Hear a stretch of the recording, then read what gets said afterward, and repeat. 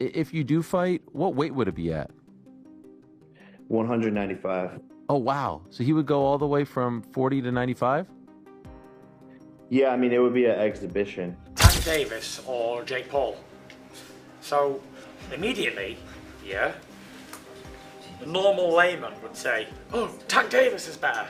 But better at what? Jake Paul is unequivocally the most successful fighter in history 4 years in. No one comes close. No one. Jake Paul versus Gervonta Davis fight has reportedly been confirmed. Jake says it will be an exhibition fight, and everything is almost done. They will have their bout after Tank's rematch with Lamont Roach. The fight has generated huge excitement, and fans are eager to see these two stars finally face each other in the ring. Promo videos have already been prepared, and both sides are ready to make it happen after the rematch takes place. If you do fight, what weight would it be at? 195. Oh, wow. So he would go all the way from 40 to 95? Yeah, I mean, it would be an exhibition. Okay. Okay. And so what does that mean? Is that 3-minute rounds? Yeah, 10 3-minute rounds. And when you say exhibition, like, what are the restrictions on that? No restrictions, just the fact that like we couldn't actually get it professionally sanctioned. Okay. Is that still of interest to you? Like, if he wins the rematch and you beat Julio, is that of great interest to you later this year? For sure. For sure. Like I said, big events. And, you know, when we had announcement videos filmed for Canelo and for Gervonta, like both filmed and fully edited. And my team went into the streets to ask people what they thought of me versus Gervonta. Every single person was like, Gervonta would kill Jake. He's going to die, all of this stuff. And so just proving people wrong and changing the narrative and showing people that I'm a better boxer than all of these so-called pound for pound is just fun for. Jake Paul's victory over Julio Cesar Chavez Jr. marked a significant shift in his boxing career. By securing this win, he has earned a spot among the top 15 cruiserweight fighters. This achievement is remarkable considering how critics once dismissed him as just a social media star trying his luck in boxing. With this ranking, current champions can no longer ignore him. They are now in a position where to protect their titles and credibility. They may need to step up and face Jake in the ring. His progress from exhibition fighter to a recognized contender highlights how far he has come in a short. So now that Jake Paul won his fight against Julio Cesar Chavez Jr., he's apparently ranked top 15 cruiserweights in the world. And apparently, I guess now, world champions are able to fight voluntarily to defend their championship against Jake Paul. Which, if I'm being honest, that's kind of crazy, bro. Isn't that crazy? Right?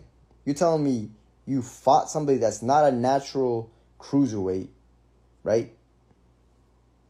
And now you're automatically ranked top 15 and you could fight a couple of world champions and it makes sense. Not that I think he beats any of them. I'm going to be completely honest. I can't see it, bro. If Jake ends up beating somebody, yo, shout out to him. He finessed his way to the fucking top and a world champion and really like cemented himself into the history books. But the way that he boxes, he's just very sluggish. It's kind of slow. You know, I think any cruiserweight world champion, even Badu Jack, will defeat him. And I actually don't even understand why he even wants to fight Anthony Joshua. Besides the bag, obviously. But what do you guys think, though? This whole shit has gone crazy. The idea of Jake Paul facing Gervonta Davis has been floating around boxing circles for quite some time. Jake, never one to shy away from bold statements, took the opportunity during the post-fight press conference of Mike Tyson's event to challenge Davis directly. This wasn't just a publicity stunt. It reflected Jake's confidence in his abilities and his desire to take on elite names. The ongoing discussions between both camps fuel speculation about whether this bout could become reality, adding another layer of intrigue to the sport. You were an interested observer on the Netflix event, Paul versus Tyson. Why wouldn't you even want to fight him? And who told Mike Tyson to fight anyway? Is Jake Paul someone you'd want to take on at one point? Yeah. Tell him, this is my call out. Jake Paul, what up? What up, Jake Paul? Yeah, I mean, I'll be down. Let's run it. Like, I'll be super, super down. I don't know if Gervonta needs Jake Paul. Let's be clear, right? Is there a height limit in boxing? Tyson Fury, known for speaking his mind, offered his perspective on the potential clash between Jake Paul and Gervonta Davis. Fury pointed out that many people automatically assume Tank is the superior fighter. However, he asked an important question: what exactly makes Tank better than Jake? Fury praised Jake's promotional skills, highlighting how Paul manages to turn every fight into a major event. His ability to attract fans, generate massive pay-per-view buys, and create global interest is unmatched by most fighters. Fury's remarks underscore the reality that boxing is as much about business as it is about skill. Fantastic event. Anyone who don't think it's a fantastic event is jealous. Who's better, at Tank Davis or Jake Paul? So immediately, yeah, the normal layman would say, oh, Tank Davis is better. But better at what? Is he better at selling tickets? Is he better at selling stadiums out? Is he better at creating controversy? Is he better at getting followed on Instagram? Is he better at putting more eyeballs on the boxing? Is he better than him at that? The answer would be no. But is he better at him in a fight? It has to be really, you have to break it down. You know what I mean? Jake Paul's growth isn't limited to his performances inside the ring. His promotional skills have reshaped how boxing is marketed to a modern audience by using social media, collaborating with major brands, and working with platforms like Netflix. Jake has created new ways to engage fans. He opens doors for other fighters and helps bring attention to athletes who might otherwise be overlooked. Even seasoned professionals acknowledge Jake's knack for creating buzz, filling venues, and turning matches into high-stakes spectacles. Jake Paul is unequivocally the most successful fighter in history 4 years in. No one comes close. No one. You couldn't list one that comes close, including Brock Lesnar if you include his WWE career.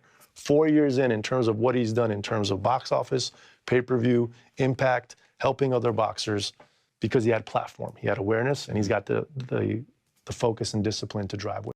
When fans compare the idea of Jake Paul facing Gervonta Davis to Logan Paul's match against Floyd Mayweather, there are clear differences. Jake has shown greater boxing skills and commitment than his brother did. His size advantage over Tank Davis also makes this potential fight more intriguing. Jake's technique, power, and ability to stay composed under pressure have improved steadily. This wouldn't just be another exhibition for entertainment. It could be a real test for both fighters and a legitimate sporting event. Tank Davis versus Jake Paul exhibition match was going to take place after the Lamont Roach fight until Tank drew with Roach, leading to a rematch. Now, I'm going to say the unpopular opinion here, but the size difference would have been way too much.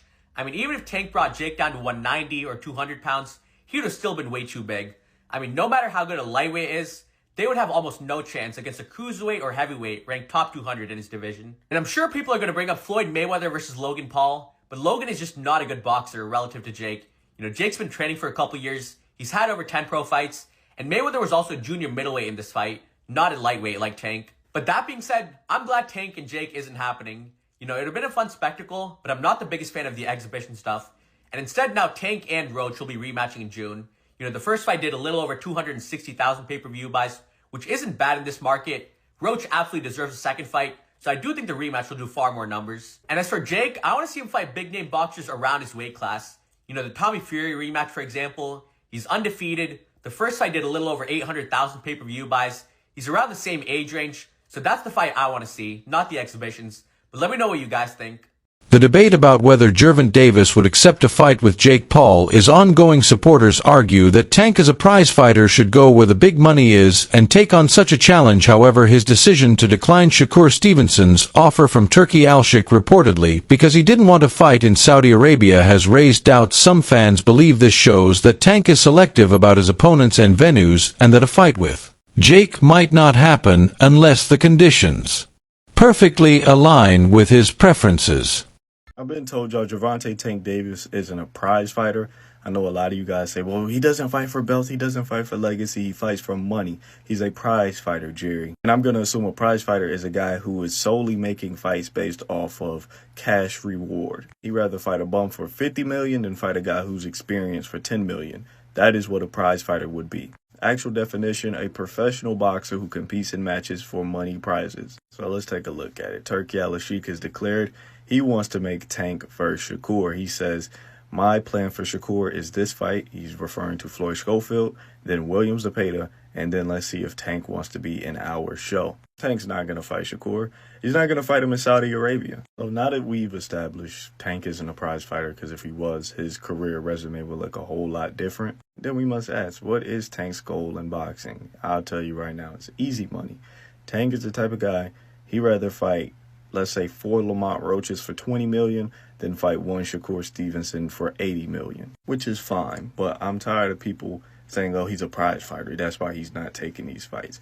He's not a prize fighter. The biggest money fights is Haney, Ryan, Tio, Shakur, and Loma. He's not even going to take half of those fights. So please, guys, all my Tank fans, all my guys who claim Tank is a prize fighter, that's why he's not fighting for the belts, please stop it. This guy's not a legacy fighter. He's not a prize fighter. He's just a guy who enjoys easy paydays. And like I said, there's nothing wrong with that. Just stop misleading people with your comments.